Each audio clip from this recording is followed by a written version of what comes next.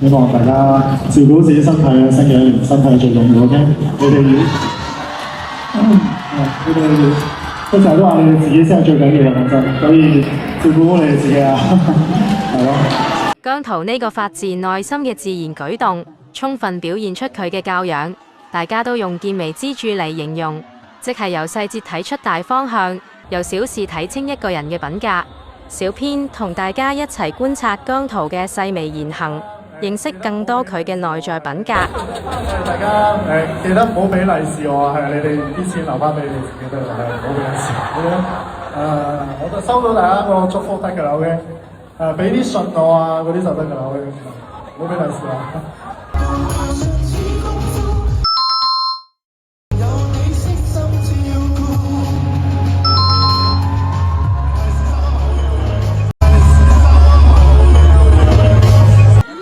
錢俾翻你喎！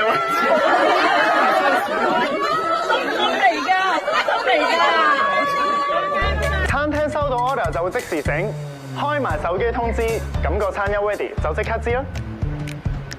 全程一剔過搞掂。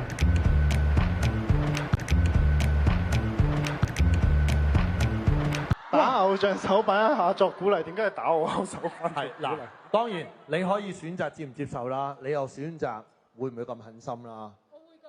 你會㗎？OK。咁啊，咁就俾你打佢手板一下，將你個心意傳過去啦。等陣我除戒指。係。唔。哇，好似想用，想用全力咁樣喎。攞住啦。啊，3、2、1，耶！好。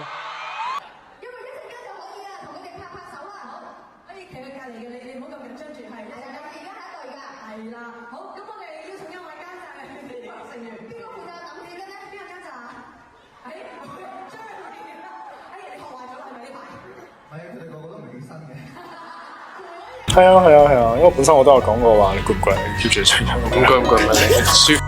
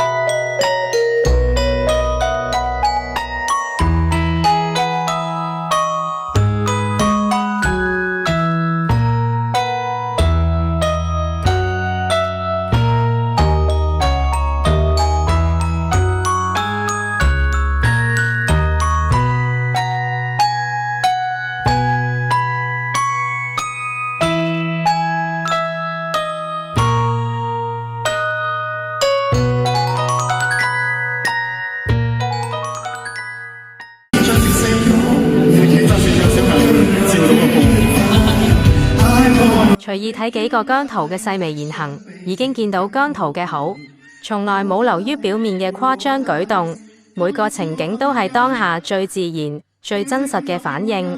正因呢種不經修飾嘅即場反應，凸顯出佢嘅禮貌、細心體貼、善良同教養。好記得姜濤2022年呢段千字文，詳細解釋點解唔可以再隨便同大家合照原因。文中更關心提點 fans 帶住小朋友追星嘅存在危險。呢篇千字文，印象中可能係姜濤正式嘅一次呼籲姜糖以信件代替禮物，因為將心比心嘅姜濤心痛大家賺錢都不容易，所以希望姜糖以信件代禮物。呢幾年，姜濤亦喺多次訪問中重複呢個信息俾姜糖，事實證明佢的確有睇姜糖嘅信。甚至有啲會回信，呢種同粉絲之間嘅互動，先至係真正嘅寵粉冠軍。人設只能係一時，人品卻係一世。正因如此，無論網絡上幾多無間斷嘅惡意抹黑，其實都阻止唔到大家逐漸認識姜濤。姜濤在做，觀眾用雪亮嘅眼睛觀姜於微，見微知姜。當越多人真正了解到佢真實嘅一面，就會發現姜濤的確係佢哋值得欣賞同支持。呢啲亦係姜糖對姜濤不離不棄、越難越愛嘅原因之一。